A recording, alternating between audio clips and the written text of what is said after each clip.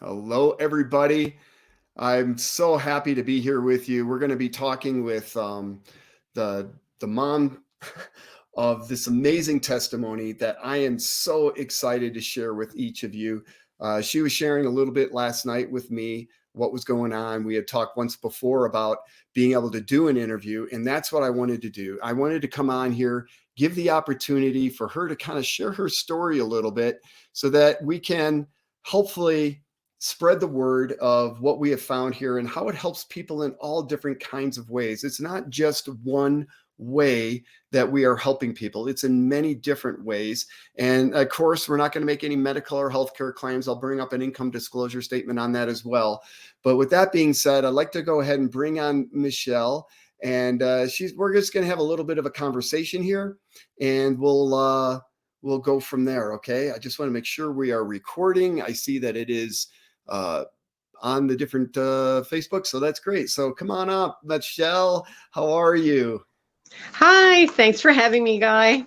Absolutely. We are so excited. And I know there's a lot of people that are very interested in your story and in your daughters, Danelle. So I'm very excited to just jump right into this. Why don't we start on, why don't you just tell us a little bit about who you are and a little bit on your background. And yeah, why don't you just share a little bit about that, Michelle? Well, gosh, that would take a while. I am a former insurance agent, but also I was raised mostly in Puerto Rico. And at one point in my teenage years, my mom had a health food store. So I read a lot of the books in the store. And we didn't have a phone or a TV at the time, so I read a lot. So I had a profound interest in health and natural remedies, I should say.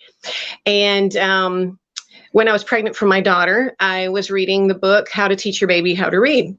And I learned some really great things from that author. And then along came my daughter, of course.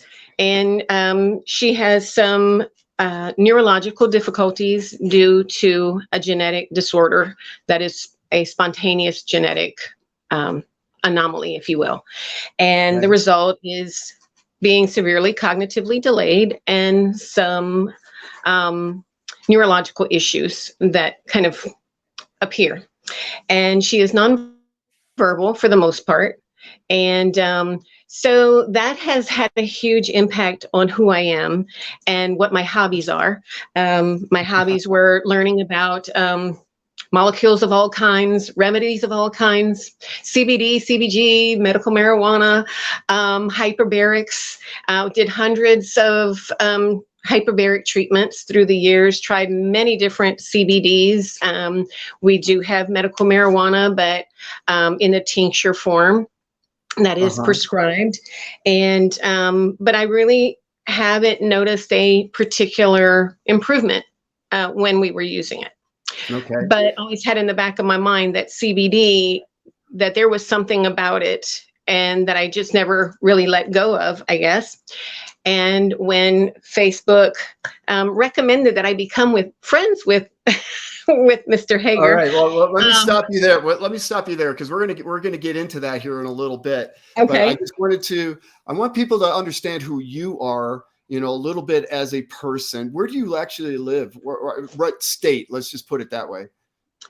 We're in Louisiana. Louisiana. Okay, great. Mm-hmm. And so you've already kind of shared us a little bit about your daughter. I guess the way you presented it to me was her cognitive. How would you describe that for the audience here? Okay. She's 28 years old and she's like stunning. I don't know. And she's very, very kind and gentle. She's nonverbal. And in many ways, hi babe, she is kind of between 2-ish and 5-ish. Oh, sweet girl. And sometimes can be bossy 16. But again, she's nonverbal. And I have to take care of all of her daily needs. and just all of them. Yeah. I help her, for instance. I'll put her hand. We'll hold hands as we go up and down stairs, no matter how big the stairs are, how many. I am on constant alert, like a service pet. um, and just trying to do everything in the world that I can to help her life be better and to raise her level of experience.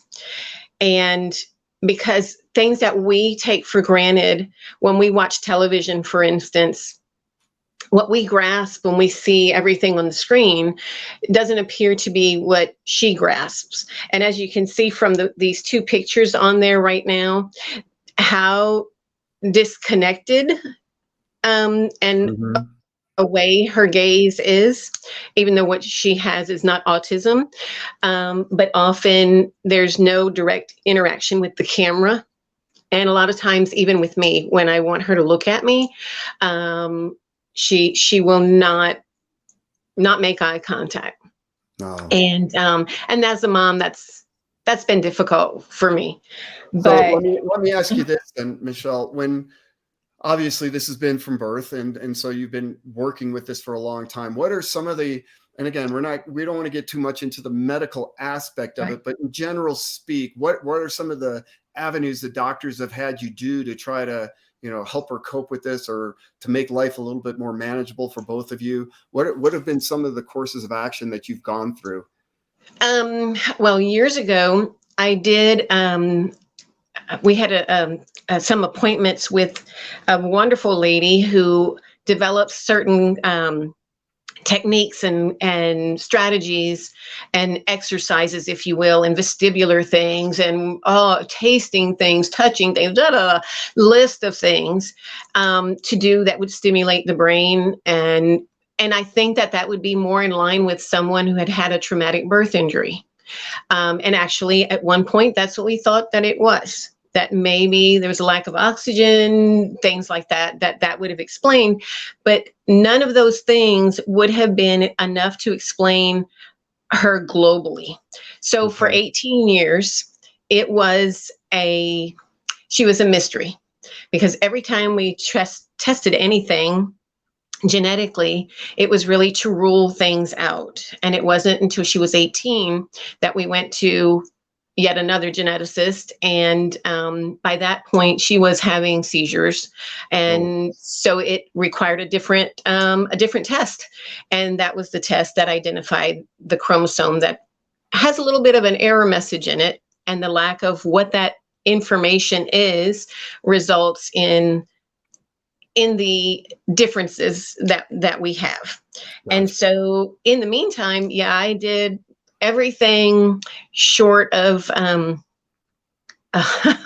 surgery and the occult as far as what could possibly help my daughter. I tried to keep a very open mind to things that people would tell me, just because you just never know. And Facebook has just been amazing as far as connecting with other parents on the same journey, and connecting me with amazing people and amazing products that one Yeah. by one led me to where I am right now.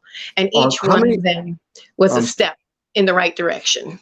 how many children are affected with something like this, or people affected with this challenge It's that hard. you It's have? hard to say, because I don't believe that this particular test was available for that many years ago. And so consequently, by the time a child reaches 18 or so, and the parents have tried everything and tested everything, and there's no medicine that fixes this or that, or no surgery, then you kind of just go away. In fact, I went away from genetics for probably 6 years, thinking that, well, we've tested everything that we can do, but which was not the brightest thing for me to have done, because, like the geneticist said, we're discovering new things every day, which is evident by the technology that we're looking at now. Yeah. Yeah. So here we're going to shift gears a little bit. Thank you for sharing all that on the background. You and I, we first met a couple of weeks ago. We've had a Zoom call along with a third person, how we all became connected. And Mm-hmm. I've just been blown away by your story. And before we get into with what our product has helped with, I am going to bring up this little quick disclaimer. Okay, we're not here to make any kind of medical or healthcare claims. We haven't been evaluated by the FDA. We're not intended to diagnose, treat, cure, or prevent any illness or disease. What we are doing here is just sharing a story, a beautiful story of a mother, Michelle, looking for anything that can possibly help her daughter. And what prompted a lot of this today, is Michelle sent me a message last night that just warmed my heart. And I said, man, would you post that as a testimony? She's like, well, we could do it as an interview, because I had proposed that once before. And she's like, what about the interview? And I said, great, let's do that. And so what we're going to be talking about a little bit right now is our CILI Swish. The company's been around for 3.5 years. We've have remarkable results all across the board. All right. This is not just identified for one particular health issue. What we have found is that the way this product works is that it helps people in different ways with what is troubling them, okay, or their health challenge that might be. And so Michelle decided to start Danelle on this. And so tell us a little bit about that part of the journey. Well, that has been so incredible, so exciting. The very first night when I got home from she comes with me on my job, on my route, and when we came home, my box of CILI was waiting for us on a Thursday night, and I was kind of afraid to give her the Swish, because I was afraid that it would have maybe give her a little bit of energy. And this was probably 8 o'clock at night when we arrived at home, and I was like, I don't want anybody to have energy except maybe me. And so I only gave her. I looked at all of the ingredients of the sprays, and I felt like Serenity would be the best one for her. Great. And it has 366 milligrams of CBD CBG blend. So I decided to try that one, and I gave her the 9 sprays, and I went off to wash the clothes and whatnot, because we had been away for a couple of days. And when I came back into the living room, she was standing up, and she had a to-go cup from somewheres. And typically Danelle she doesn't hold stuff. She doesn't give stuff to you if you ask for it. She mainly just goes, oh, I don't want this anymore. And she just drops it to the floor. Or she'll set it down on the sofa, and it doesn't matter whether it's standing up or not. So I'm like, give it to mommy, give it to mommy. And she looked at me, and she started to move forward with it in her hands and had it extended to me. And I'm like, oh, hello. Yes, give it. So I kept telling her that. This is very different response, is what I'm Oh, assuming. yeah. Yes. Yeah. Like I said, it would have been of no consequence to her just to drop it. And so she gave it to me, and I'm like, okay, this is awesome. Cool.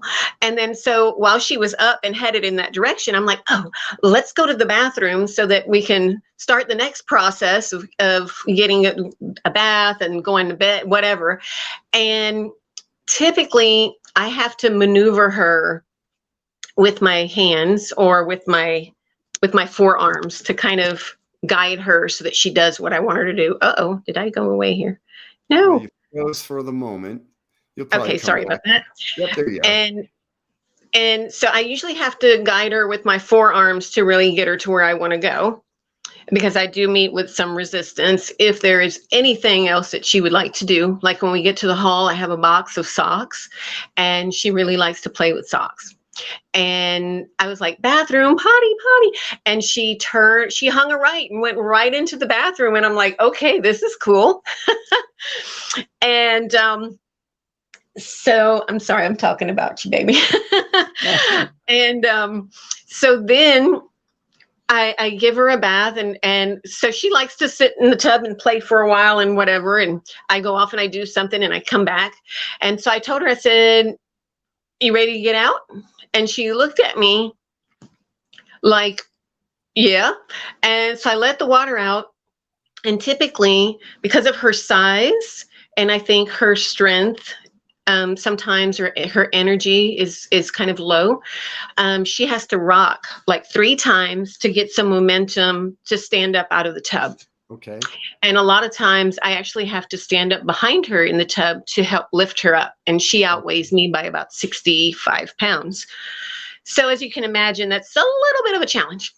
And I'm really afraid of her having a neurological episode at the same time, and slipping and, just all everything.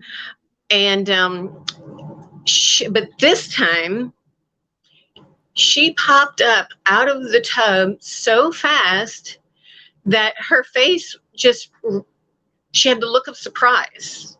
And I'm just going like, I think I had to pick my mouth up, that my jaw up off the floor too. I was just incredulous that it was just so fluid. There was just one movement and she was up. And I'm like, okay.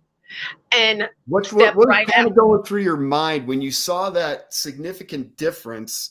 What kind of thoughts did you have? To be honest, this can't be. Yeah. This is just like, I temper my my expectation, my enthusiasm, whatever, because Danelle has been known to do things once and then never again, and makes a liar out of you, like any typical kid, I guess. But so that was like, I was like, okay, I was kind of like mentally taking note of all these different things, and I'm just going like, that was nice, but is this going to stick? Is this just in, a one-time so what's thing? The answer, has it? She's been doing it again and again. Awesome. And then she went into the kitchen after that. And what's really cool, and I tested it just now before we got on camera. We were changing clothes, and I helped her start the process of putting on the skirt and the shirt and whatever. And I left her kind of like halfway, and she took care of the rest. Wow. Without and that me is, again, something different, correct? That's new. This is something different. New. It's new. It's new. Now tell us everybody really quick the story that you were sharing to me last night about the refrigerator door, because I just thought I was just gonna say that same night she has, I used to have a little sensor on my refrigerator that the battery wore out. I wonder why. She goes over there and she opens it, and then it just leaves the door open. Or like, I've woken up in the middle of the night and then I barely see a light from the kitchen, and the refrigerator door is wide open. And I'm like, how long has this been open? But that night after the tub thing, I was in the bathroom finishing up there, and she had gone to the kitchen, and I heard the refrigerator door open, and I'm like, I bet she's just standing there. Or God only knows what she's trying to take out, that, she may just drop on the floor. But I went in there, and she does this thing where sometimes she's really examining things in the fridge, and she's just kind of waving her arms back and forth. But this time, the wave of her range of motion, everything that she was doing, and that kind of ties back to what I was saying about her level of experience, is greater, is bigger. Everything is like amplified. Wow.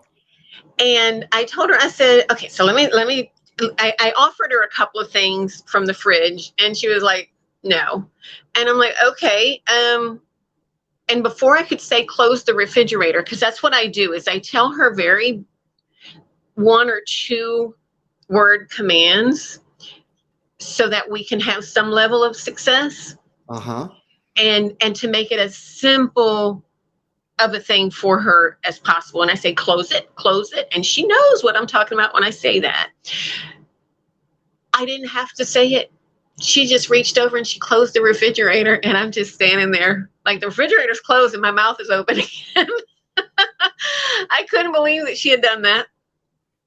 And then the next day, and then, that night, one of the things that I noticed as well is I do sleep with her a lot because I'm afraid of those neurological episodes. Yep. And I noticed that she was not twitching in her sleep, like a little arm or leg or muscle twitch here and there. But it was just like, it was like her brain was calm. Which And again is another indicator that something different is going on, correct? yes. And Yeah. how long has she Like been? How long has she been on the Swish? 2 Thursdays ago, almost Okay, 3 so weeks. yeah, not quite 3 weeks. Okay, I'm Yeah, sorry. I about didn't 2.5 keep weeks. going. Keep going. And so I noticed that night that, yeah, there was a little bit of movement here and there when she was falling asleep, but not like it had been. And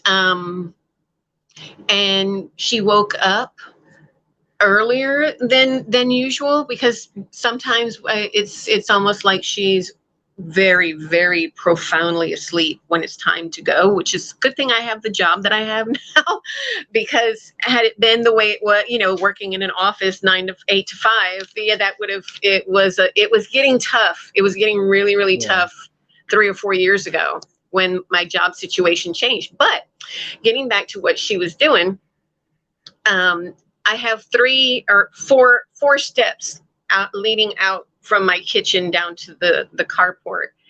And it's always with trepidation, but lately, boom, boom, boom, just nicely fluid. And when she holds my hand, it's a very different experience than what it had been. It feels like anybody typically holding my hand. Whereas before, it was, hi, sweet girl. It was almost like there was a strain from her, opposite of what I'm trying to do, even though she's actually walking along with me. But it was like she's my personal trainer.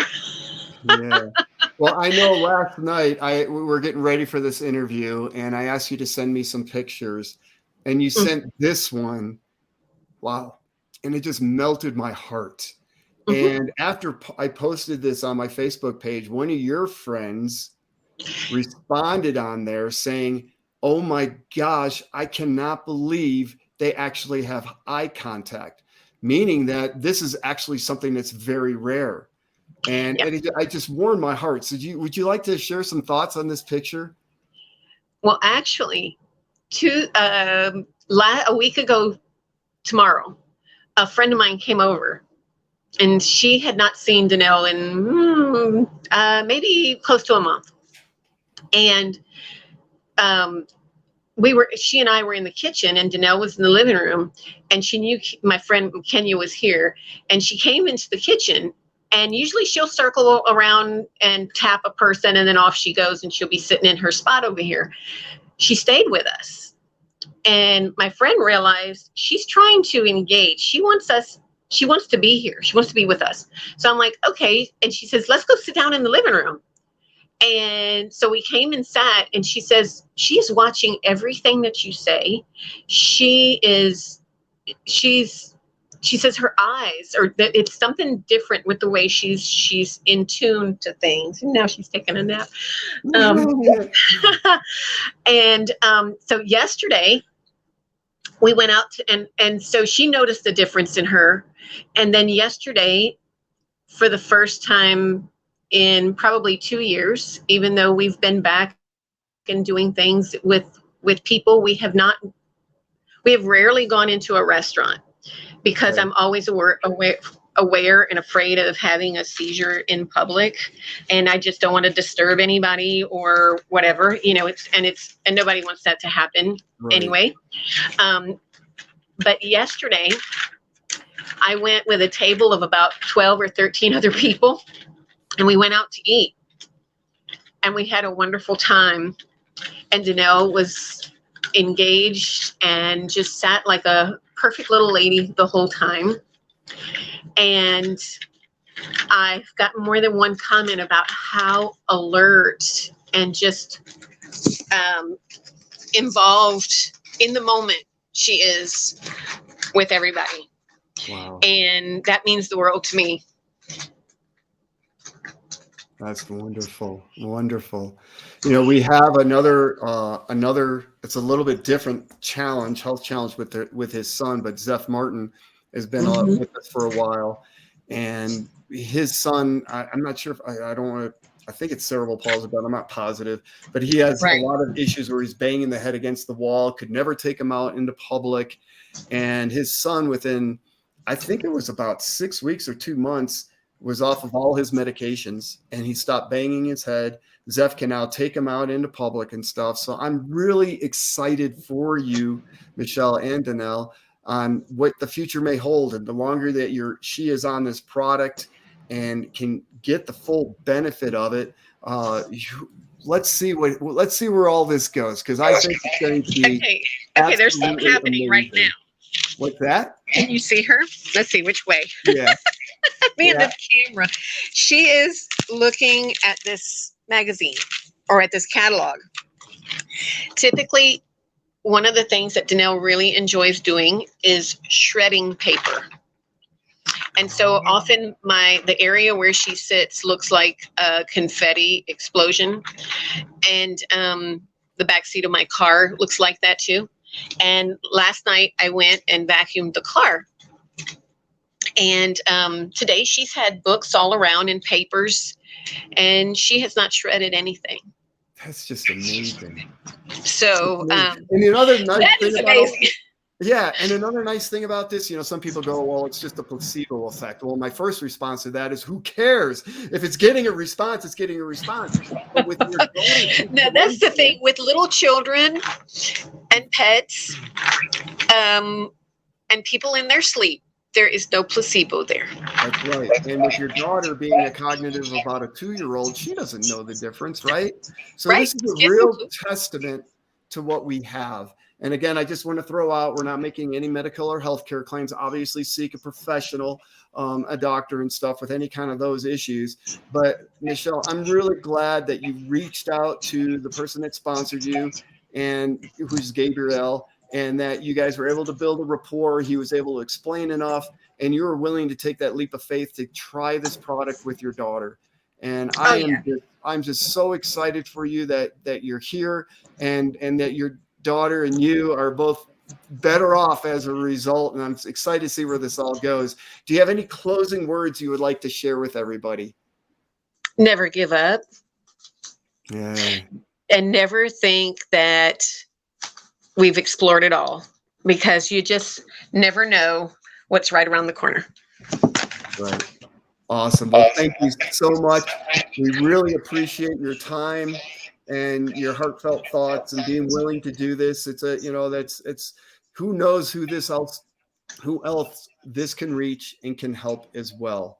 So I once again want to encourage everybody. If you're friends with Michelle, get in touch with her. If you're friends with me, you can reach out to me, or if you know somebody else that's in our company already, reach out to them. We'd be more than happy to help you. Again, this is with CILI By Design Swish, and it's just an absolutely remarkable product. So thank you again.